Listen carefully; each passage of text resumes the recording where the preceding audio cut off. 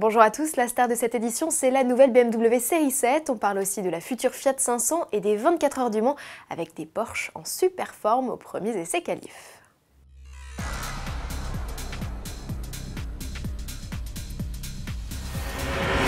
Chose promise, chose due, voilà la nouvelle série 7, une 6e génération à laquelle BMW offre un tempérament plus affirmé.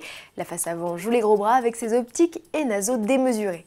Côté dimension, le vaisseau amiral propose toujours deux plateformes, une courte de 5,10 m et une version limousine de 5,24 m, soit 2 cm de plus que l'ancienne génération. Sur la balance, la série 7 s'est offerte une sérieuse cure d'amaigrissement, moins 130 kg, grâce à l'utilisation massive de plastique renforcé de fibres de carbone, mais aussi d'aluminium. Innovation et technologie sont les deux maîtres mots de cette série 7, qui propose notamment un système de stationnement automatique à distance pour pouvoir garer ce paquebot dans n'importe quel trou de souris.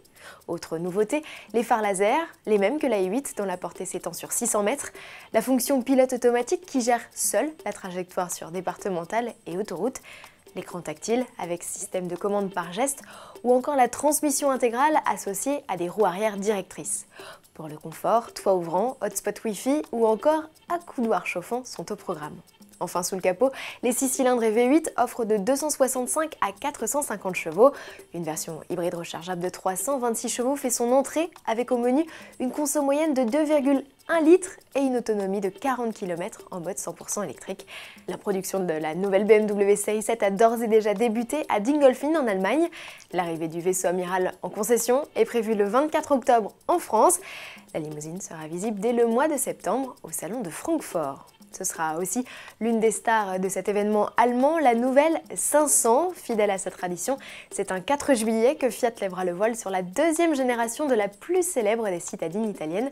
Une date clé dans l'histoire du modèle puisque le pot de yaourt originel avait été présenté un 4 juillet 57 et sa réinterprétation moderne 50 ans plus tard, jour pour jour.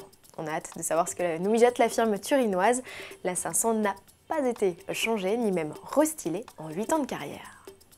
Terminons ce JT en prenant la direction du Mans. Les premières séances d'essais libres et qualificatives des 24 heures 2015 se sont tenues ce mercredi 10 juin, soirée au cours de laquelle Porsche a signé un triplé en LMP1.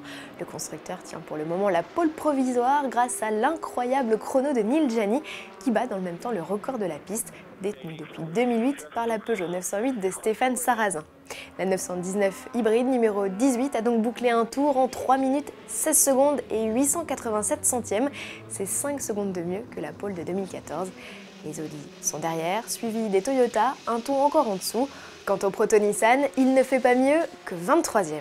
En LMP2, le requin Nissan du trio Awson Bradley Lapierre est en tête. Côté GT, Pro et Amateur, ce sont deux Aston Martin qui ont été les plus rapides. Rendez-vous est donné dès 16 h ce 11 juin pour deux nouvelles séances d'essais qualificatives où la pluie pourrait s'inviter. À demain.